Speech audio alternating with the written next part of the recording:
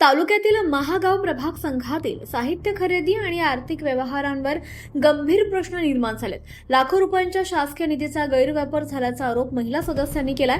DJ खरेदीपासून ते भाडे तत्वावरील व्यवहारापर्यंत अनेक बाबींमध्ये पारदर्शकतेचा अभाव असल्याचं समोर असल्यानं संपूर्ण प्रकरणाची सखोल चौकशी करण्याची मागणी आता जोर धरू लागली आहे. महिलांनी दिलेल्या माहितीनुसार 2024 मध्ये महिलांना उत्पन्नाचे साधन उपलब्ध करून देण्यासाठी डीजे संच खरेदी करण्यात आला.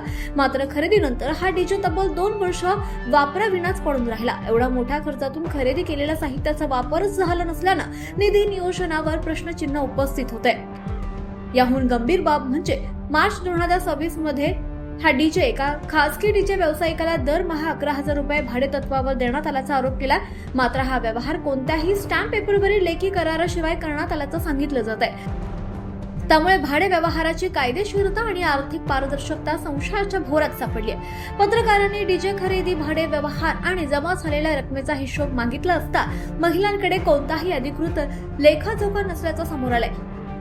विशेष म्हणजे यापूर्वीही डीजे भाड्यानं देण्यात आल्याचं महिलांनी सांगितलं. मात्र त्या व्यवहाराची कोणतीही आर्थिक नोंद उपलब्ध नसल्याचा दावा करण्यात आलाय.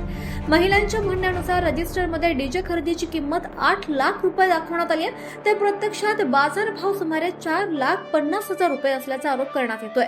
हा फरक नेमका कोणत्या फायद्यासाठी झालाय? अतिरिक्त रक्कम कुठे गेली असा सवाल उपस्थित केला जातोय. याशिवाय प्रभाग संघात खरेदी करण्यात आलेल्या इतर साहित्याच्या नोंदी, साठा आणि प्रत्यक्ष उपलब्ध साहित्य यामध्ये देखील तफावत असल्याचा आरोप करण्यात आलाय.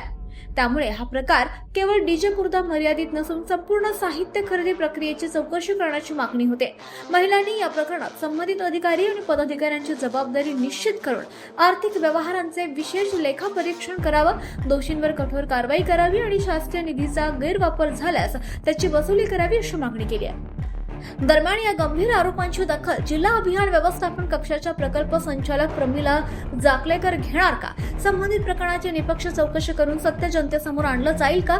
तसंच दोषी आढळणाऱ्यांवर कठोर कारवाई केली जाईल का? याकडे आता महिला सदस्यांसह संपूर्ण तालुक्याचं लक्ष लागलंय. न्यूज रिपोर्टर अश्विनी जीप काटे, अर्जुनी मोरगाव, गोंदिया, MS24 एक्सप्रेस.